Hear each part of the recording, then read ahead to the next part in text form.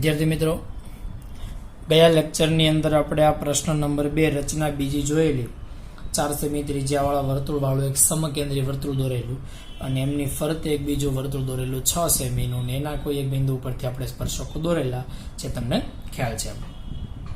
હવે પછી પ્રશ્ન નંબર 3 આ ત્રીજી રચના છે. 3 સેમી ત્રિજ્યાવાળું વર્તુળ દોરો, તેના કેન્દ્રથી લંબાવેલા વ્યાસ પર દરેકનું અંતર 7 સેમી થાય તે રીતે બિંદુઓ P અને Q લો. ચાલો 3 સેમી ત્રિજ્યાવાળું વર્તુળ દોરવાનું છે.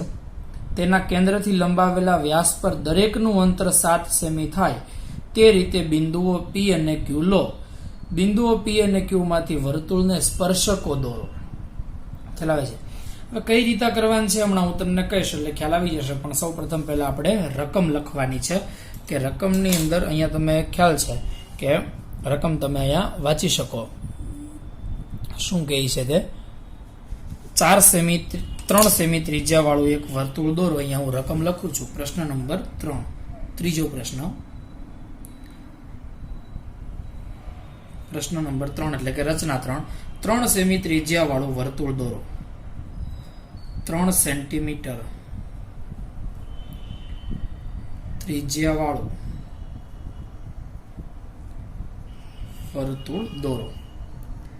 તેના કેન્દ્રથી લંબાવેલા વ્યાસ પર દરેકનું અંતર 7 સેમી થાય. તેના કેન્દ્રથી લંબાવેલા વ્યાસ પર દરેકનું અંતર 7 સેમી થાય. હવે આ કઈ રીતે હું તમને હમણાં કહીશ. ખ્યાલ આવે છે? તેના કેન્દ્રથી લંબાવેલા વ્યાસ પર દરેકનું અંતર 7 સેમી થાય તે રીતે બિંદુઓ P અને Q લો. તે રીતે બિંદુઓ P અને Q લો. બિંદુઓ P અને Q માંથી વર્તુળને સ્પર્શકો દોરો. બિંદુઓ P અને Q માંથી વર્તુળને સ્પર્શકો દોરો. ખ્યાલ આવે છે? અમે માપવાનું છે નહીં. રેડી?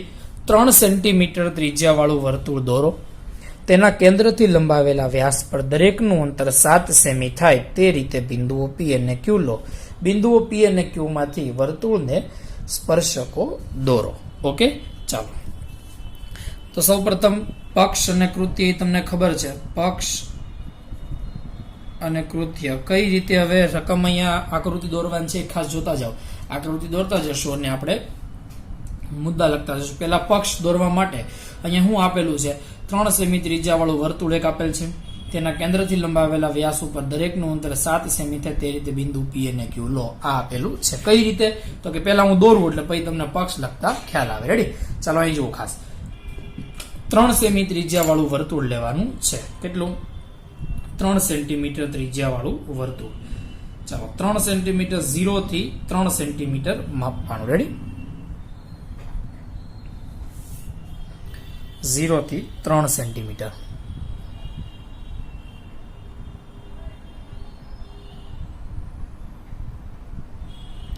હવે માપ નાનું છે એટલે દોરતી વખતે ખાસ પરિકર ફરી ન જાય એનું ખાસ ધ્યાન રાખવું. 0 થી 3 સેન્ટીમીટર.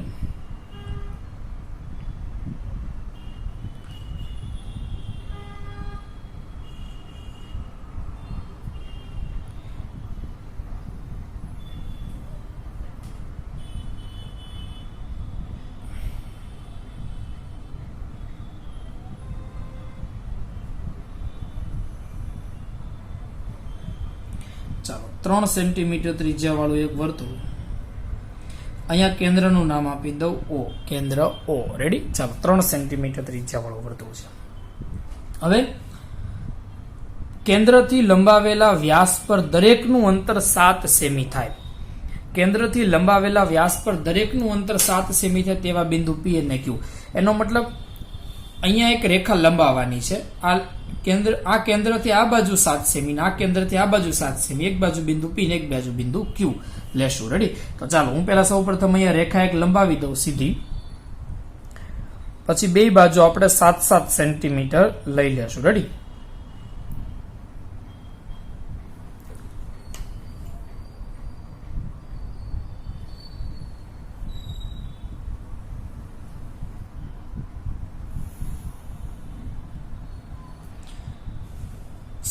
થોડીક આ બાજુ લંબાઈ દઉં અને થોડીક આ બાજુ.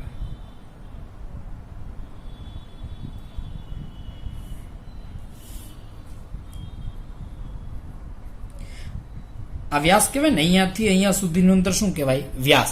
આ વ્યાસને લંબાવતી રેખા, એટલે વ્યાસને બે બાજુ લંબાવતી રેખા, દરેકનું અંતર 7 સેમી થાય. ક્યાંથી? તો કે કેન્દ્રથી. તમે જુઓ, કેન્દ્રથી 7 સેમી અંતર, એટલે અહીંયાથી 7 સેમી આમ ને અહીંયાથી 7 સેમી આમ. ચાલો, 2 થી 7 સેમી દૂર લેવું હોય તો આ 0 થી લઈ અને 7 સેન્ટીમીટર અહીંયા માપી લેવાનું. એક જગ્યા ઉપર બિંદુ P અને એક જગ્યા ઉપર બિંદુ Q. ચાલો, એક આ બિંદુ આવ્યું 7 સેમી દૂર, અને એવી જ રીતના 0 થી 7 અહીંયા રાખું તો 0 ઉપર એક બિંદુ મૂકી દેશું. રેડી? ચાલો, એક બિંદુ અહીંયા. રેડી? ચાલો, અહીંયા બિંદુ P નામ આપી દો, અહીંયા બિંદુ Q નામ આપી દો. બિંદુ P અને Q. રેડી? આ તો આપણું પક્ષ. આટલું વસ્તુ આપેલું છે તો લખવાનું કેમ? તો કે O કેન્દ્ર અને 3 સેમી ત્રિજ્યા વાળું વર્તુળ તથા કેન્દ્ર O થી અથવા વ્યાસને લંબાવતી રેખા ઉપર કેન્દ્ર O થી 7 સેમી દૂર બિંદુ P અને Q આપેલ છે. રેડી? ચાલો, અહીં જુઓ, O કેન્દ્ર અને 3 સેમી ત્રિજ્યા વાળું વર્તુળ તથા વ્યાસને લંબાવતી રેખા પર કેન્દ્રથી 7 સેમી દૂર બિંદુઓ P અને Q આપેલ છે. બિંદુઓ P અને Q આપેલ છે. રેડી? ચાલો, હવે કૃત્યની અંદર દોરવાનું શું કીધું? તો કે બિંદુ P અને Q માંથી આપેલ વર્તુળને સ્પર્શકો દોરો. સામ સામે બે, અહીંયાથી આમ સ્પર્શક ને અહીંયાથી આમ સ્પર્શક, સામ સામે બે સ્પર્શકો દોરવાના છે. બિંદુઓ P અને Q માંથી આપેલ વર્તુળને સ્પર્શકો રચો. આપેલ વર્તુળને સ્પર્શકો રચો. ઓકે? ચાલો, કઈ રીતે રચવાના? હવે બે પ્રોસેસ સેમ છે ને તમને. ધારો કે અહીંયા અહીંયા સુધી શું કરવાનું? લંબ દ્વિભાજક લેવાનો. એવી જ રીતના બેઠે બેઠો અહીંયાનો લંબ દ્વિભાજક લેવાનો. ખ્યાલ આવે છે? તો બે કામ આપણે સાથે કરતા જઈએ. રેડી? જેવું કામ અહીંયા કરતા એવું જ અહીંયા કરવાનું છે. ચાલો, તો O બિંદુને કેન્દ્ર લો. પહેલામાં ધારો કે આનો લંબ દ્વિભાજક લેવો હોય તો O અને Q ને વારાફરતી કેન્દ્ર લેવાનું. અડધા કરતા વધારે માપની ત્રિજ્યા વડે લંબ દ્વિભાજક રચો. હવે તમને કયો છે, આ વર્તુળ છે એટલે કે અહીંયાથી અહીંયા સુધીનું ત્રિજ્યા છે. વર્તુળની ત્રિજ્યા કેટલી છે? તો કે 3 સેન્ટીમીટર છે ને. તો અહીંયાથી અહીંયા સુધીનું અંતર કેટલું? 3. અહીંયાથી આનું કેટલું? તો કે 7.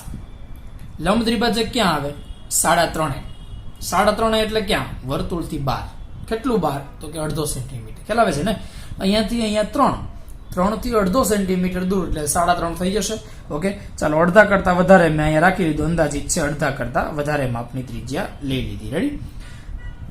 O અને Q ને વારાફરતી કેન્દ્ર રાખવાનું. એવી જ રીતના અહીંયા O અને P એક સાથે ચાપ બધી મારી દેવાની 4 જગ્યા ઉપર, એટલે વારા ઘડીએ પરિકરને ફેરવવું ન પડે. ઓકે? ચાલો, O કેન્દ્ર લીધું, એક ચાપ અહીંયા, એવી જ રીતે એક ચાપ અહીંયા નીચે. ખ્યાલ આવી ગયો? હવે Q કેન્દ્ર લીધું હતું પેલા, હવે O કેન્દ્ર, એક ચાપ અહીંયા, એવી જ રીતે બેઠે બેઠું એક ચાપ નીચે. ખ્યાલ આવી ગયો? હવે એવી જ રીતે એક ચાપ બેઠે બેઠે આ સાઈડ મારી દો, કારણ કે આ સાઈડ જરૂર પડશે ને હમણાં. ખ્યાલ આવે છે? એવી જ રીતે આથી આ બાજુ. ઓકે? હવે P કેન્દ્ર લઉં, એક ચાપ,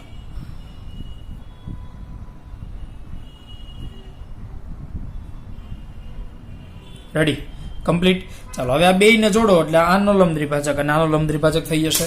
તો બંનેને જોડીએ.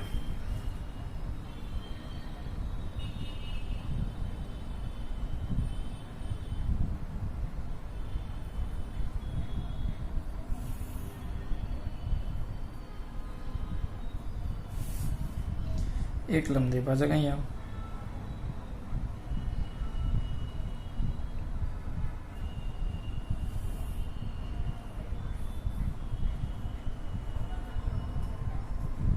રેડી?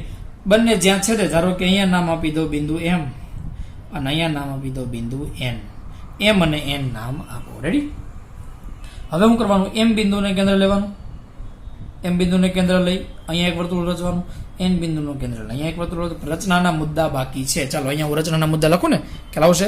અહીંયા લખીશ રચનાના મુદ્દા. આ બધું જે કર્યું એ પ્રમાણે રચનાના મુદ્દામાં લખતો જાઉં છું. ઓકે, ચાલો પહેલા શું કર્યું? ઓ કેન્દ્ર અને 3 ત્રિજ્યા વાળું વર્તુળ તથા વ્યાસને લંબાવતી રેખા ઉપર 7 સેમી દૂર બિંદુ પી અને ક્યુ લો. રેડી? ઓ કેન્દ્ર અને 3 સેમી ત્રિજ્યા વાળું વર્તુળ રચો. આ પહેલો મુદ્દો. બીજો, વર્તુળના વ્યાસને લંબાવતી રેખા પર, વર્તુળના વ્યાસને લંબાવતી રેખા પર, વ્યાસને લંબાવતી રેખા પર કેન્દ્રથી 7 સેમી દૂર બિંદુઓ પી અને ક્યુ લો. ખ્યાલ આવી ગયો? કમ્પ્લીટ. હવે શું કર્યું? રેખાખંડ ઓપી અને રેખાખંડ ઓક્યુ નો લંબ દ્વિભાજક રચો અને આ લંબ દ્વિભાજક મૂળ રેખા એટલે કે રેખા પી ક્યુ ને જ્યાં છેદે ત્યાં બિંદુ એમ અને એન. આ રેખા પી ક્યુ છે ને, બિંદુ પી અને ક્યુ આ રેખા છે. ખ્યાલ આવે છે? તો રેખાખંડ ઓપી અને રેખાખંડ ઓક્યુ નો લંબ દ્વિભાજક રચો અને આ બંને લંબ દ્વિભાજકો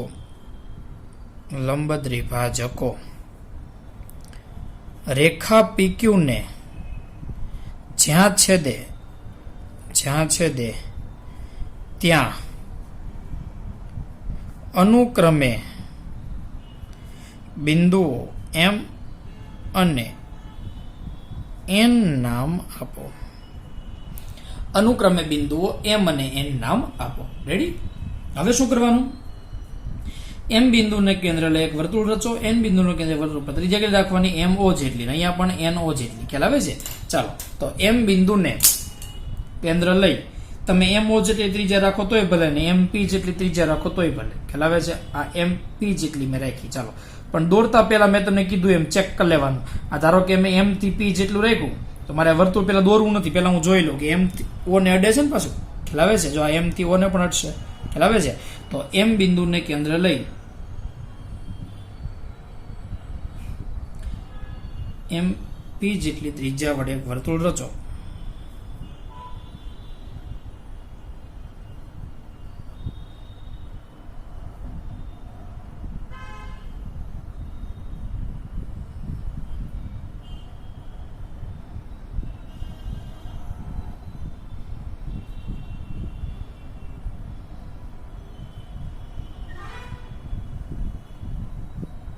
રેડી?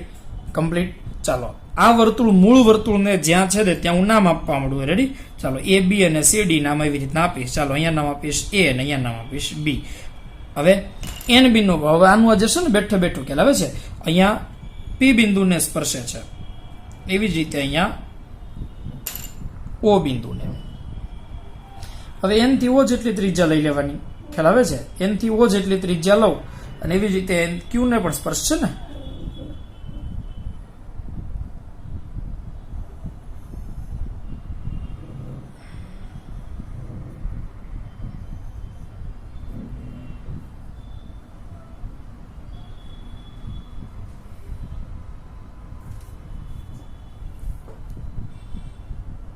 એન બિંદુને કેન્દ્ર લો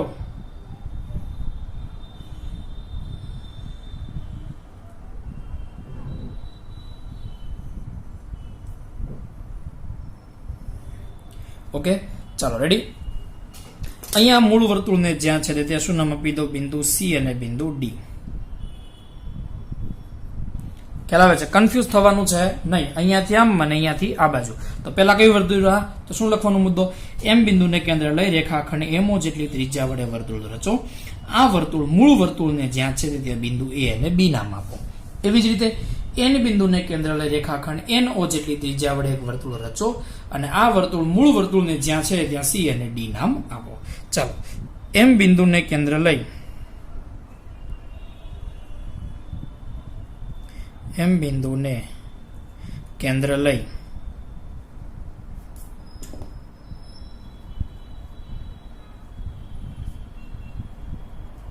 એક વર્તુળ રચો અને આ વર્તુળ એમ બિંદુને કેન્દ્ર લઈ એક વર્તુળ રચો એમ નહીં, આપણે ત્રિજ્યા લખતા ભૂલી ગયા ને. એમ બિંદુને કેન્દ્ર લઈ કેટલી ત્રિજ્યા વડે? રેખાખંડ MO જેટલી ત્રિજ્યા વડે. ખ્યાલ આવે છે? એમ બિંદુને કેન્દ્ર લઈ રેખાખંડ MO જેટલી ત્રિજ્યા વડે એક વર્તુળ રચો અને આ વર્તુળ મૂળ વર્તુળને જ્યાં છેદે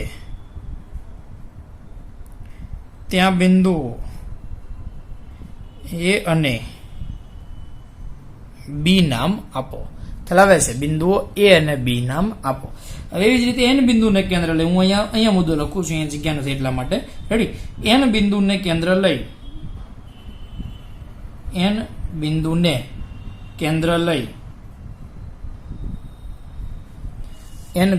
કેન્દ્ર લઈ કેટલી ત્રિજ્યા વડે? રેખાખંડ NO જેટલી ત્રિજ્યા વડે. N બિંદુને કેન્દ્ર લઈ રેખાખંડ NO જેટલી ત્રિજ્યા વડે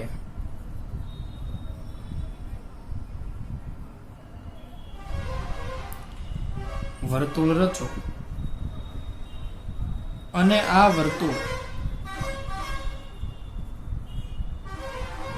મૂળ વર્તુળને જ્યાં છેદે ત્યાં બિંદુ C અને D નામ આપો. બિંદુ C અને D નામ આપો. રેડી? ખ્યાલ આવી ગયો કમ્પ્લીટ. હવે સ્પર્શકો રચવાના છે. સ્પર્શકો PA, PB, સ્પર્શકો QC અને QD રચો, જે માગેલ સ્પર્શકો છે. 4 થઈ ગયા ને, કે P માંથી સ્પર્શકો અને Q માંથી પણ બંને સ્પર્શકો. ઓકે, ચાલો. તો PA, હું અહીંયા બે બિંદુઓ દર્શાવી દઉં એટલે ખ્યાલ આવે. બિંદુ A અને અહીંયા બિંદુ B.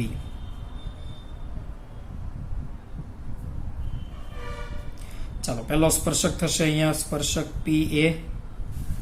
થોડેક સુધી લંબાવી દો તો પણ ચાલે. રેડી? એવી જ રીતે અહીંયા બિંદુ સ્પર્શક કયો થશે? સ્પર્શક PB.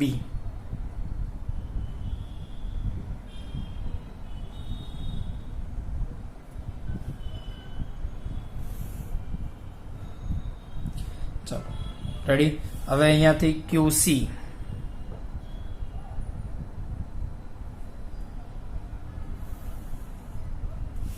એકબીજાના ક્રોસ પસાર થાય તો ચાલે. ખ્યાલ આવે છે?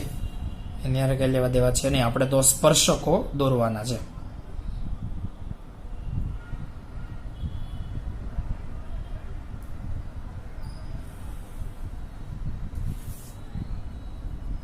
ચાલો, રેડી? આ 4 સ્પર્શકો. લખવાનું શું? તો કે સ્પર્શકો કિરણ PA, કિરણ PB, કિરણ QC, કિરણ QD રચો, જે માગેલ સ્પર્શકો છે. ખ્યાલ આવી ગયો તમને? કમ્પ્લીટ. આ થઈ ગઈ આપણી રચના. જો હવે ખાસ અહીંયા ધ્યાન રાખજો, આની અંદર એક વર્તુળની અંદર સામસામે 2 સ્પર્શકો આવ્યા. એક વર્તુળ દોરવાનું કીધું, કેન્દ્રથી બે જાય સાઈડ 7-7 સેમી દૂર આવેલા બિંદુ ઉપરથી સ્પર્શકો દોરો. તો આપણે દરેક વખતે જે અહીંયાથી આ સાઈડ ઉપર કરતા એ બેઠે બેઠું અહીંયાથી આ સાઈડ પર પણ છે. રેડી? તો ઘણી વખત તમને એમ કે એક બાજુ 10 સેમી એક બાજુ 8 સેમી, કોઈ લેવા દેવા છે નહીં. જે પ્રમાણે માપ કહેશે એ પ્રમાણે તમારે બધું કરતું જવાનું છે. બાકી બધી જ પ્રોસેસ કેવી છે? સેમ. ખ્યાલ આવે છે? 12નું બિંદુ લેવાનું, કેટલું દૂર કીધું આપણે નક્કી કરવાનું રકમ ઉપરથી, પછી લંબ દ્વિભાજક દોરવાનું, વર્તુળ દોરવાનું, વર્તુળ મૂળ વર્તુળને જ્યાં છેદે ત્યાંથી સ્પર્શકો પસાર કરો. ખ્યાલ આવે છે? આ થઈ ગઈ રચના નંબર 3. ઓકે, હવે 2 રચના બાકી છે જે આપણે નેક્સ્ટ પીરિયડની અંદર જોશું. ઓકે, અહીંયા સુધી રાખીએ. રેડી?